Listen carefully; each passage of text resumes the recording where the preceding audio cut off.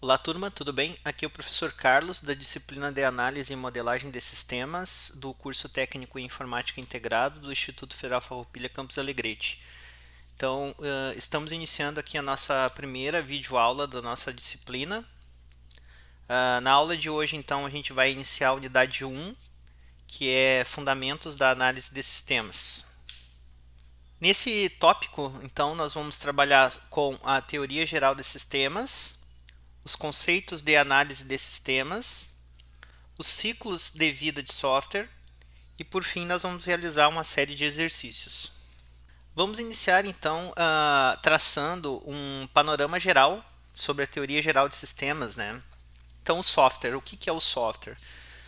O software nada mais é do que um produto, né, que é desenvolvido por profissionais que desenvolvem software, né, ao qual vão dar um suporte de longo prazo para esse software que foi desenvolvido.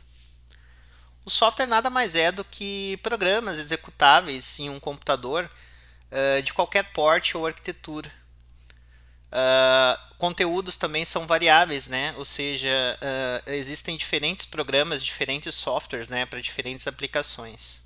Tá? Quem que realiza, né? Quem que desenvolve esse software? Geralmente ele é desenvolvido por engenheiros que criam e dão suporte para ele.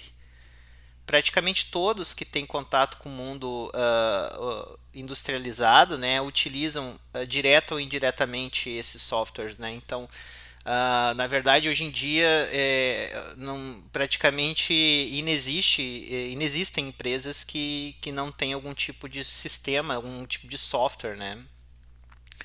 E direto ou indiretamente, os colaboradores, as pessoas que trabalham nessas empresas, elas em algum momento vão fazer o uso desse programa de computador. Por que é tão importante? Porque afeta quase todos os aspectos da vida, né, e da empresa, né? Além disso, difundir o comércio, cultura e também a criação de novas atividades, né, no nosso dia a dia. Quais são as etapas que envolvem o desenvolvimento de software, né? Então, os clientes e os outros envolvidos ali inicialmente vão apresentar uma necessidade, né, por um determinado programa de computador. A partir dessa necessidade, então, engenheiros de software, né, constroem esse produto, né, para que os usuários possam utilizar para resolver um determinado tipo de problema, né, ou uma necessidade específica. Qual que é o artefato, então? Um programa de computador, né, que funciona em um ou mais ambientes específicos e atende às necessidades de um ou mais usuários. Então, basicamente, a função, né, o artefato, né, o software, ele serve justamente para que você consiga resolver determinados tipos de problemas, né, ou necessidades de usuários, né. Como que a gente pode garantir que o trabalho foi realizado corretamente? Então, se você é um engenheiro de software, né, você tem que aplicar as ideias que nós vamos aprender, né, como desenvolvedores, como técnicos, como programadores, né.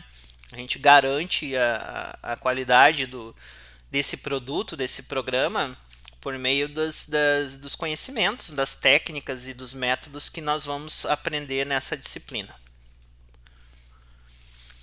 Vamos falar um pouco mais de software. Então, o software ele distribui, né, o produto mais importante da nossa era, que é a informação. Então, grande parte dos softwares que nós utilizamos, eles distribuem o bem mais valioso que existe atualmente, que é a informação, né, que vai gerar conhecimento, que vai gerar sabedoria. Então, o software ele transforma dados pessoais, como transações financeiras, por exemplo, né, de modo que esses dados possam ser mais úteis, né, em um determinado contexto. Então, o que significa isso? É como se você pegasse algumas informações que estão, entre aspas, soltas, né, informações que a priori não fazem muito sentido, e por meio do software você processar esses dados e transformar em informação, né? O que seria informação? seria algo que agrega valor, né? Que traz uma determinada importância ou uma vantagem competitiva.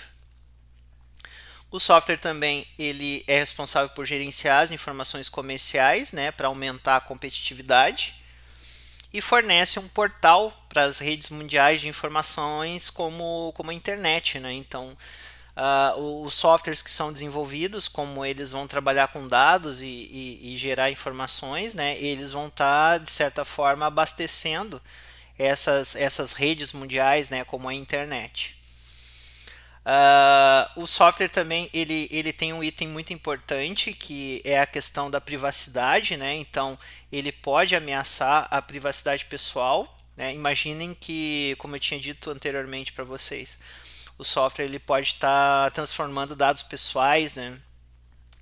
Então, se, por exemplo, você desenvolveu um software que tem algum tipo de falha ou brecha, daqui a pouco esse software que você desenvolveu ele pode estar comprometendo esses dados pessoais dessas pessoas, desses clientes, né?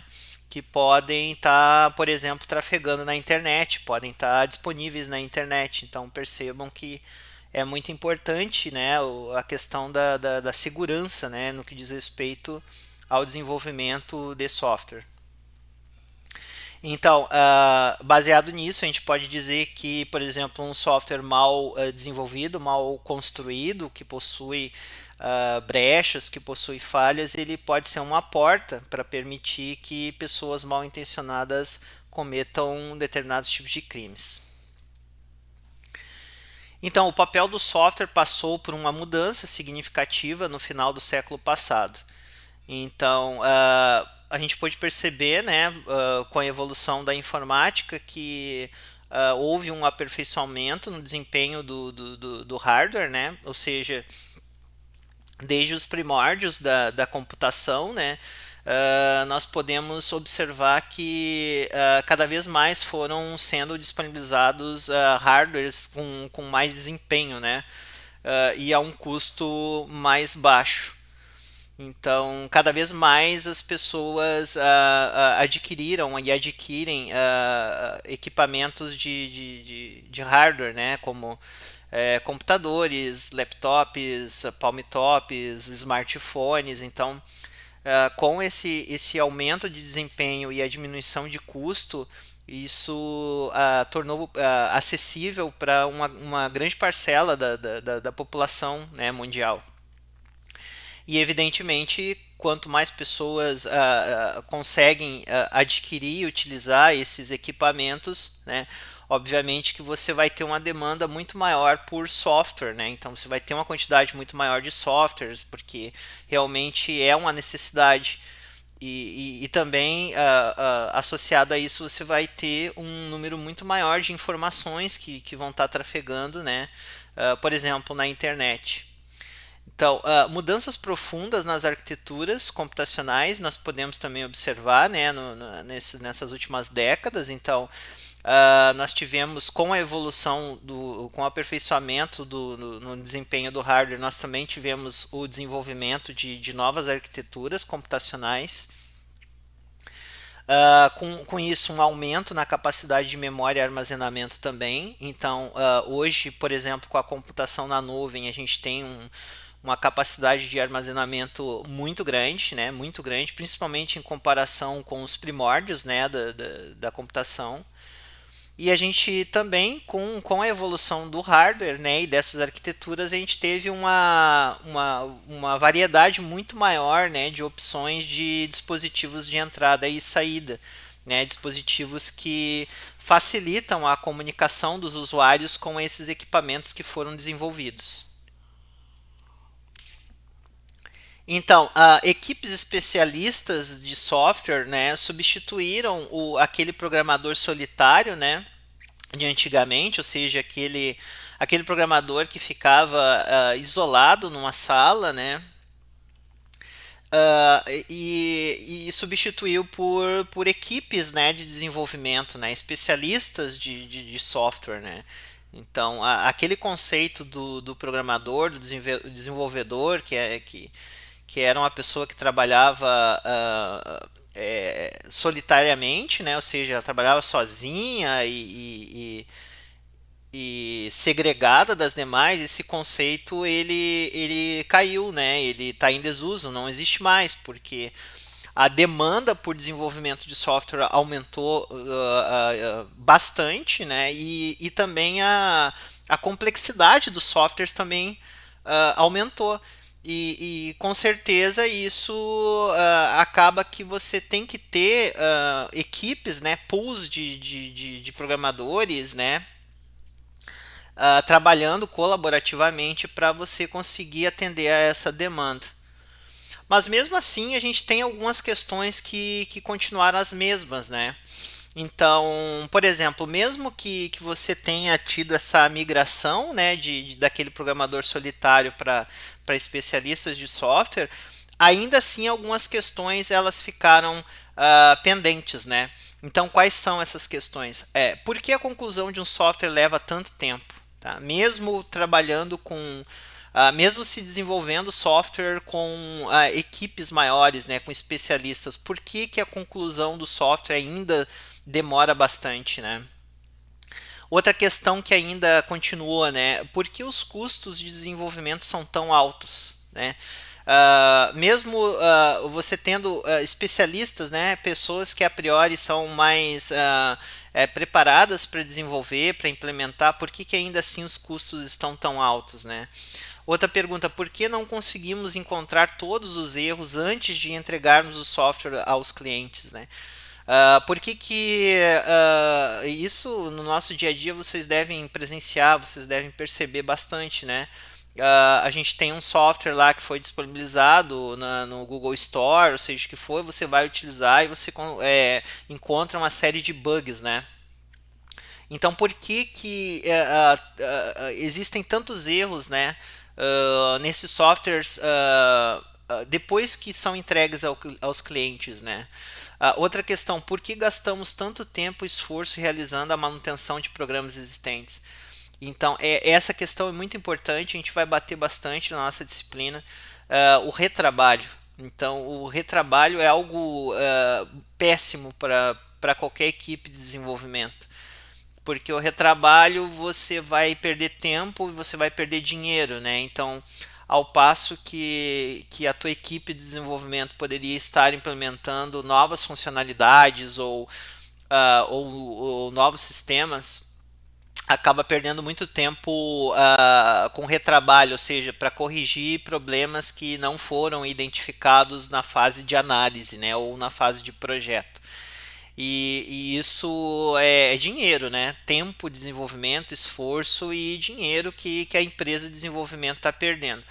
Além do fato de possivelmente gerar um certo atrito, um certo incômodo, né, com o cliente, porque o cliente ele não quer um software que esteja ali repleto de bugs, repleto de problemas ali que vai estar dificultando ali o seu trabalho, né, e a geração de informações que é um bem muito valioso, né? Outra pergunta, por que ainda temos dificuldade de medir o progresso, desenvolvimento e manutenção de um software, né? Então, todas essas questões demonstram a preocupação com o software e a maneira como ele é desenvolvido.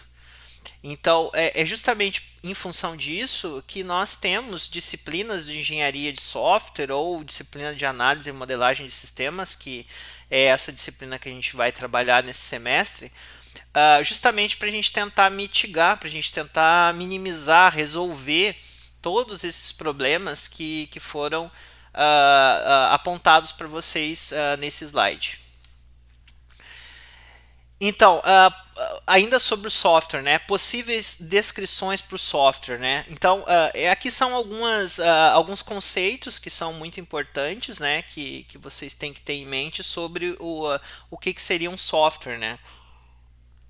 Então, todos esses termos aqui vocês vão encontrar bastante, vocês vão ouvir bastante, e todos eles são conceitos que são amplamente aceitos, tá? Ou seja, nenhum deles está errado. Então, o software pode ser considerado como instruções, né? Ou seja, um programa de computador que, quando executados, fornecem características, funções e desempenho desejados. Outro conceito, né? Estruturas de dados que possibilitam os programas manipular informações adequadamente. Outra descrição, né? Informação descritiva, tanto na forma impressa quanto na forma virtual, descrevendo a operação e uso de programas. Também a gente pode definir, né, conceituar o software como sendo mais um elemento de um sistema lógico, né, do que físico, que é uma característica que o difere do hardware, né? Então, o software ele não se desgasta, mas ele deteriora. Tá? Isso é importante. Por quê? O hardware a gente sabe que ele pode se desgastar com o tempo. Ele vai se desgastar. Tá? Já o software ele não se desgasta, porque ele é lógico, são códigos, né?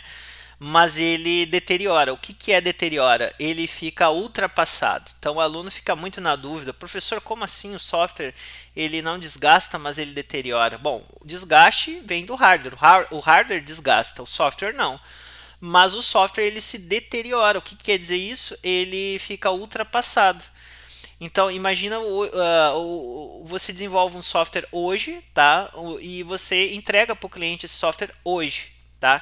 Esse software ele atende a, por exemplo, requisitos legais, né? Legislação vigente. Daqui a 10, 15 anos, provavelmente esse software não vai mais atender integralmente a legislação que está em vigor. Então esse é um exemplo clássico, né, de por que o software ele deteriora, ou seja, ele fica em desuso, né? Ele perde vamos dizer assim, as suas funcionalidades principais, né? Ele acaba ficando ultrapassado, né? Então é um exemplo do porquê que o software ele deteriora. Então, o software, né, segundo Somerville, né, que é um autor muito importante, vocês têm o livro eu coloquei o link do livro do Somerville lá no Siga A da disciplina, para que vocês possam consultar, para que vocês possam fazer a leitura, é muito importante. Então, segundo Somerville, o software não é somente os programas de computador, mas também toda a documentação associada e os dados de configuração necessários para fazer com que esses programas operem corretamente. Então, esse conceito de software é um conceito mais adequado, por assim dizer, né? É um conceito mais amplo, mais completo. Esse conceito do Somerville que eu acabei de passar para vocês. Como diria Brad Cox, então o software é um lugar, né, onde sonhos são plantados e pesadelos são colhidos. Um pântano abstrato e místico, onde demônios terríveis competem com mágicas panaceias, um mundo de lobisomens e balas de prata. Então é só uma mensagem, né, uma analogia aqui que é feita com uma metáfora, né, que é feita com o software, né? Então, por que o software é um lugar onde sonhos são plantados e pesadelos são colhidos? A gente vai abordar isso ao longo da disciplina, né? Mas já fazendo um comentário antecipado para vocês, por que o software é um lugar de sonhos? Porque parte da criatividade de quem está desenvolvendo, né? E geralmente quando você vai desenvolver um software, você quer desenvolver um software que atenda às necessidades, né? Que tenha as funcionalidades que atendam às necessidades para o cliente, né? Para aquela empresa que você está desenvolvendo. Só que se você não desenvolver esse software com padronização, com método, com técnicas adequadas, esse sonho ele pode virar pesadelo, ou seja, você não só não vai resolver o problema do cliente, você não vai apresentar um software que tenha as funcionalidades que ele precisa, como você vai estar realmente criando um atrito, né, um problema muito grande em função desse software não estar de acordo com aquilo que se planejou, aquilo que se esperava. Então, o que era para ser um sonho pode virar um pesadelo se ele não for bem pensado, bem planejado e bem executado. Vamos falar então um pouco sobre engenharia de software, né? Então, engenharia de software é uma disciplina de engenharia cujo foco está em todos os aspectos da produção do software, desde os estágios iniciais da especificação do sistema até a manutenção. Então, quando o sistema já está sendo usado, né, então a engenharia de software ele trata desde o início do sistema, desde a concepção até a entrega do software para o cliente e a utilização desse software. Então, abrange todas as etapas, todas as fases de desenvolvimento. Eu vou falar então um pouco agora para vocês sobre a evolução do software, né? Dá para a gente dizer ali, dá para a gente apresentar em 5 eras, né? 5 eras até 2010, mais ou menos, de 2010, de 2000 em diante, né? É a quinta era, né? A primeira, então, os primeiros anos, né? A primeira era, nós tínhamos sistemas batch, né? Que executavam em lotes de comando. A gente tinha uma distribuição bastante limitada do software e o software geralmente era personalizado. O que quer dizer isso? Né, ali na década de 50 até final da década de 60. Nessa época, nós tínhamos hardwares bastante limitados. Né? Então, os equipamentos de hardware que nós tínhamos nessa época eles eram basicamente utilizados em centros de pesquisa, universidades, no meio militar. E esses softwares, aliás, esses hardwares eram então bastante limitados para utilização em massa, né? As pessoas não utilizavam massivamente. Então, o software que era desenvolvido, que era programado nessa época, era específico para ser rodado nesses equipamentos, né? Então, por exemplo, você tinha um equipamento X e você tinha que desenvolver um software especificamente para aquele hardware, tá? Já a segunda era, né, ali no final dos anos 60 ali até os anos 70 ali, né, nós tínhamos então sistemas já mais evoluídos, sistemas multiusuário. Nós tínhamos também sistemas em tempo real, surgimento dos bancos de dados e o software produto, ou seja, a gente já começou a surgir a questão de desenvolvimento de softwares para desempenhar determinadas tarefas, né? Então eles não eram softwares personalizados para serem utilizados em uma máquina específica. A gente já tinha produtos de software, né, para resolver determinados tipos de problema. Já na terceira era, né, ali final dos anos 70, início dos anos 80, a gente já tinha a questão dos sistemas distribuídos, que já foi uma evolução bastante grande, e a questão dos sistemas distribuídos também dá para a gente dizer bastante em função da rede mundial de computadores, que começava a tomar uma forma muito maior. A gente começou a ter também o conceito de incorporação da inteligência, né, naqueles softwares que eram desenvolvidos. A gente pôde perceber que houve uma diminuição bastante considerável do custo de hardware, né, nos anos 80. Então, os equipamentos, né, os computadores começavam a ter um preço mais baixo e, por conseguinte, mais pessoas poderem comprar o computador e poder utilizá-lo. Então, dá para a gente dizer que nos anos 80 ali o computador ele se tornou um eletrônico, ele se tornou um eletrônico acessível a grande parte da população. Então, as pessoas conseguiam comprar. Ele se tornou um eletrônico doméstico, né, por assim dizer. Então, as pessoas conseguiam ter em casa. E então a gente teve um impacto muito grande de consumo. Então, como ele barateou, mais pessoas podiam comprar e, consequentemente, mais softwares deveriam ser desenvolvidos para que as pessoas pudessem utilizar esses equipamentos, esses computadores, para fazer as suas atividades, né? Seja na empresa, seja em casa. Então, a gente teve um boom, né, muito importante nos anos 80.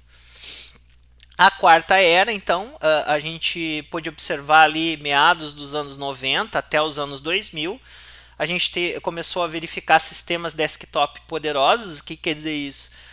Então, a gente teve uma melhoria de hardware muito grande, hardware, isso que eu digo, computadores que eram utilizados em casa, né, desktops, né.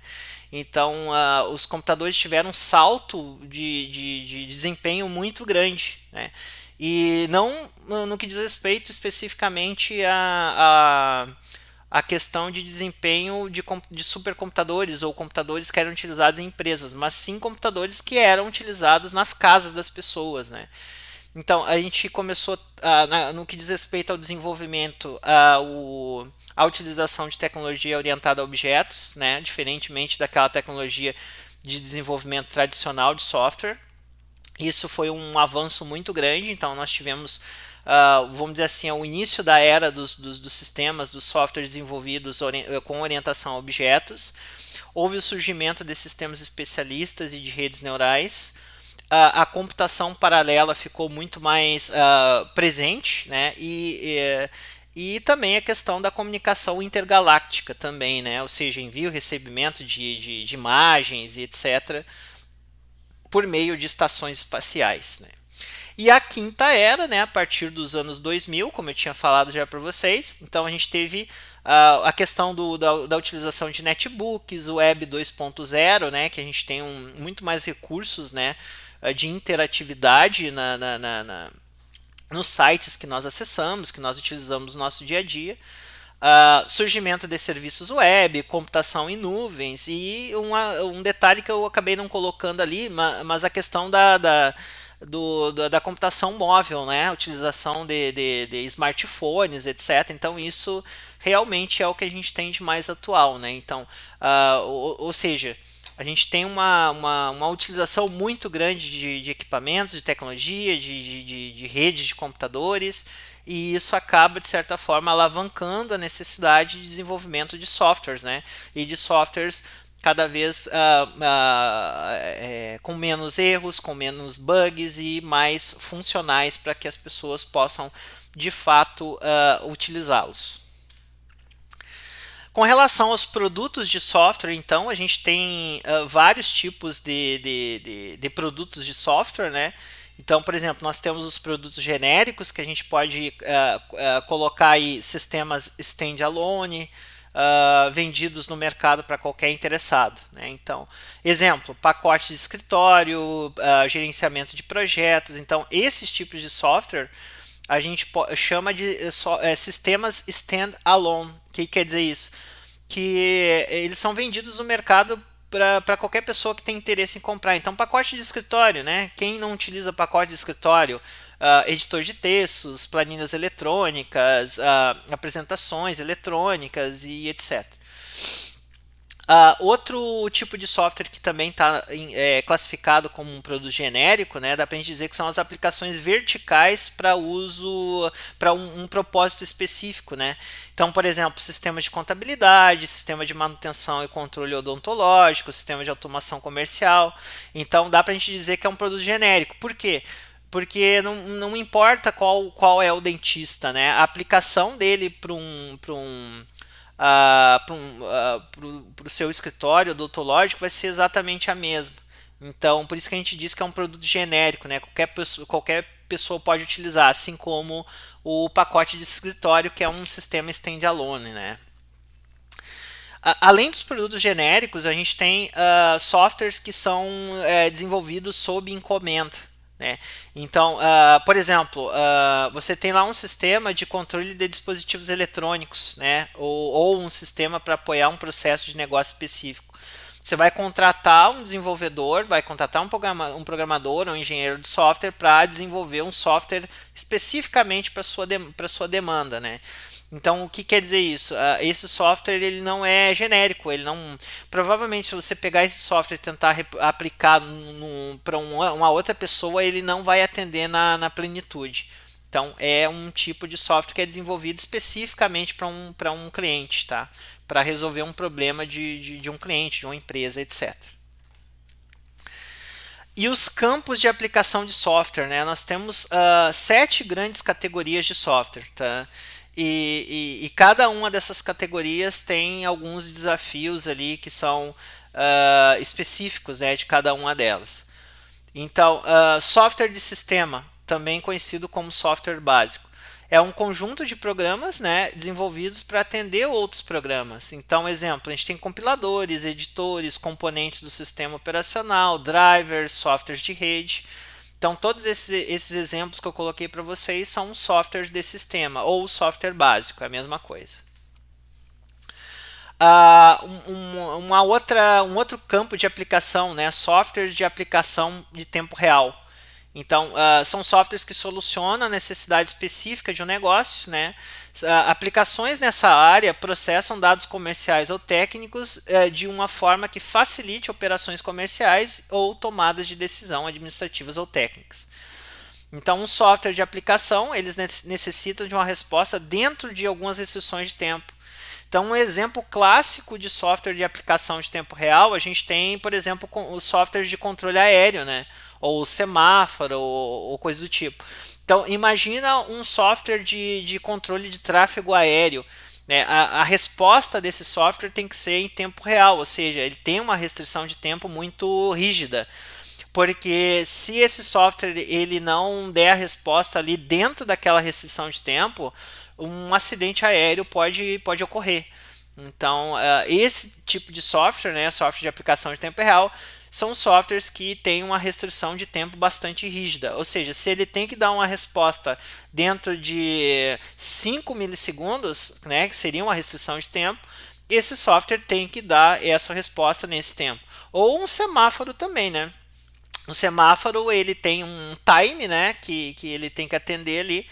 Por exemplo, se ele está num sinal amarelo e ele vai passar para o verde, ele tem um tempo X que ele tem que atender. Ele não pode, um tempo configurado, né, uma restrição de tempo configurado.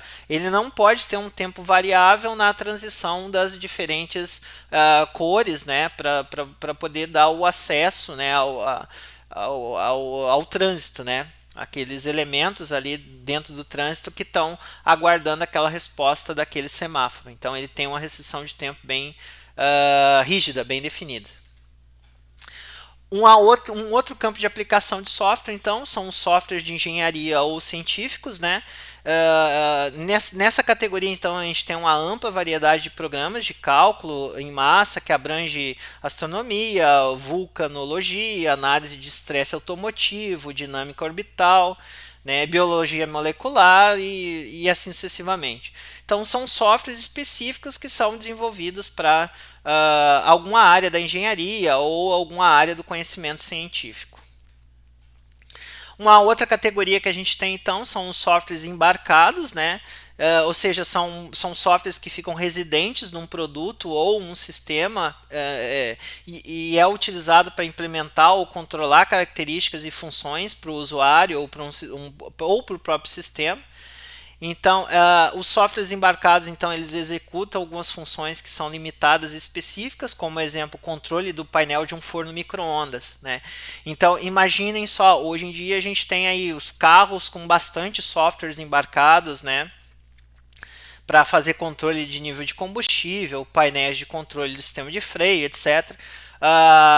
As Smart TVs, as geladeiras, os micro-ondas. Então imaginem que todos esses equipamentos que a gente utiliza hoje em dia, a maioria deles tem um software embarcado que vão realizar algum tipo de controle específico, né? Então, por exemplo, lá no micro-ondas você tem um software lá que ele vai controlar a questão do tempo para cozer, por exemplo, os alimentos, né? Então é um programa, é um software que está lá dentro que vai fazer especificamente aquela atividade, aquela funcionalidade.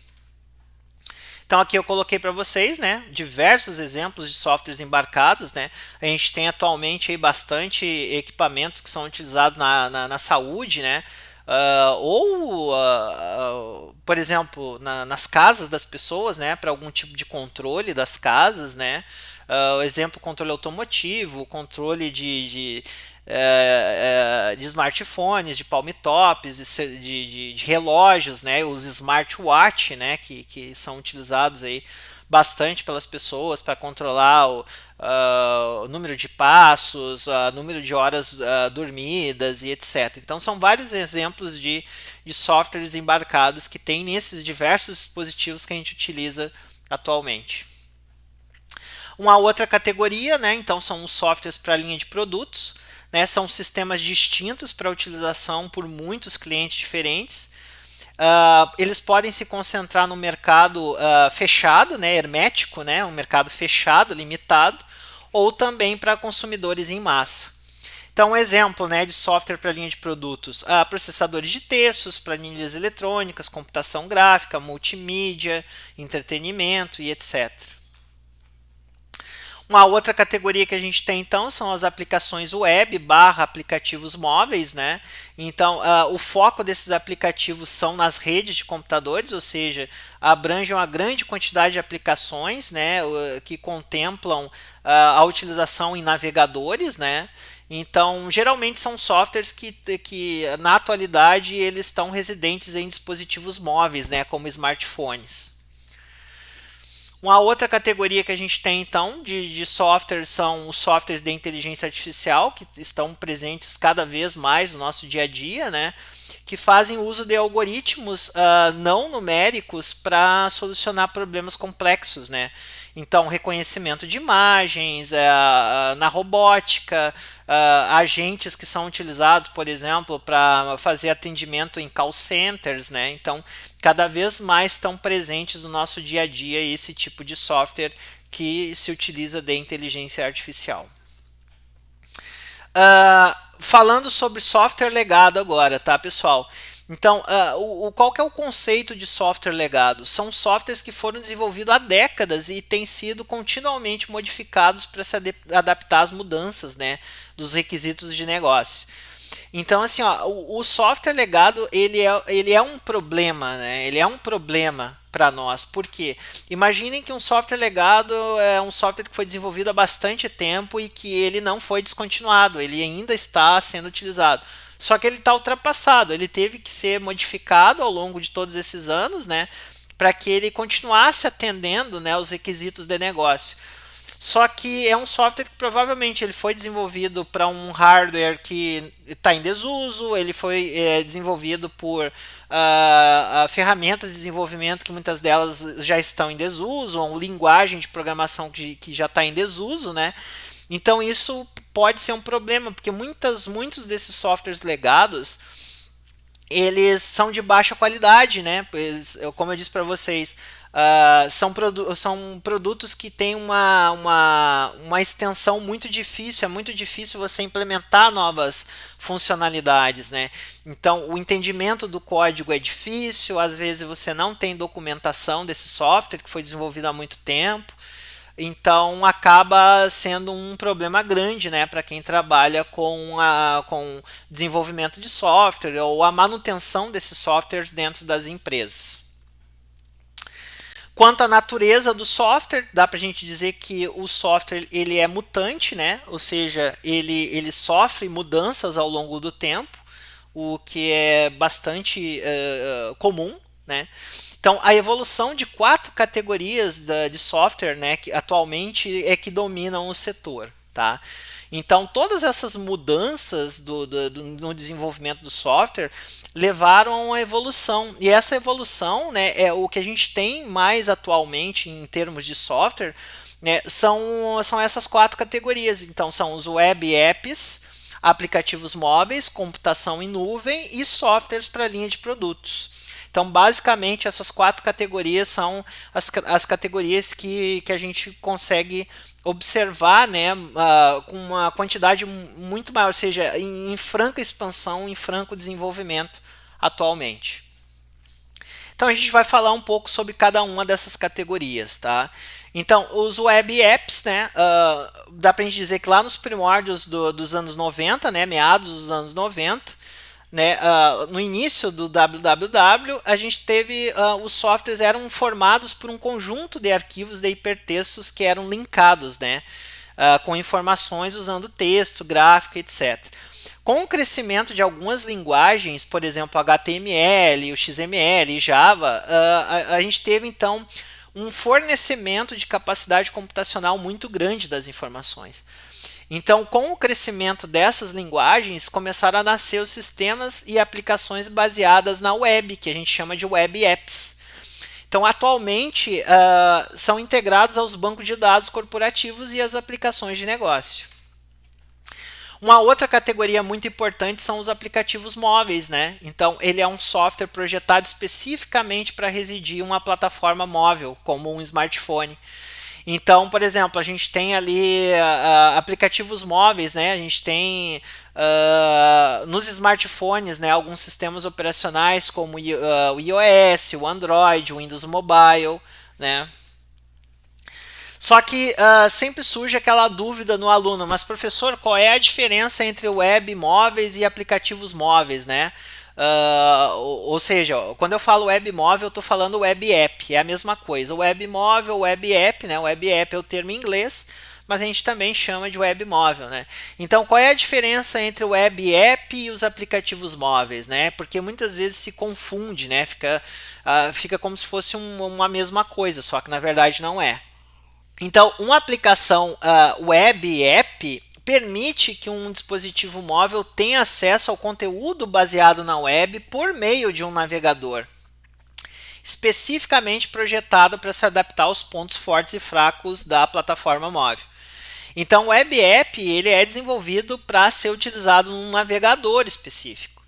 Já o aplicativo móvel ele pode acessar diretamente as características do hardware do dispositivo, por exemplo, o acelerômetro ou a localização do GPS do smartphone, e então fornecer os recursos de processamento e armazenamento local mencionados anteriormente. Então, com o passar do tempo, essa diferença se torna bastante difícil da gente perceber, né?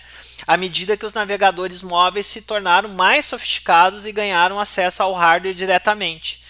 Mas hoje, o que dá para a gente fazer de diferenciação entre um web app e um aplicativo móvel seria basicamente isso, né? Então, o web app ele vai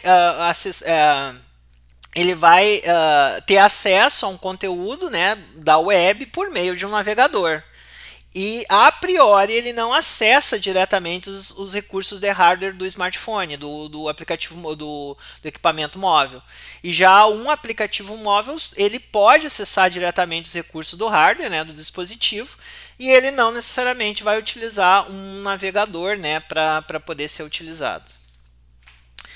Computação em nuvem, pessoal, uma outra categoria muito importante, bastante atual, né? Abrange uma infraestrutura, né? Um ecossistema que permite a qualquer usuário, em qualquer lugar, utilizar um dispositivo de computação para compartilhar recursos computacionais em grande escala. Então, hoje em dia, uma grande parte dos softwares que são disponibilizados, eles têm a possibilidade, né, de utilização na nuvem. Então aqui eu coloquei uma figura para vocês, né, uma arquitetura lógica da computação em nuvem. Então a gente tem vários dispositivos, vários tipos de softwares, vários tipos de redes, né, envolvidas nesse ecossistema. Então a gente tem laptops, telefones, servidores, desktops, né.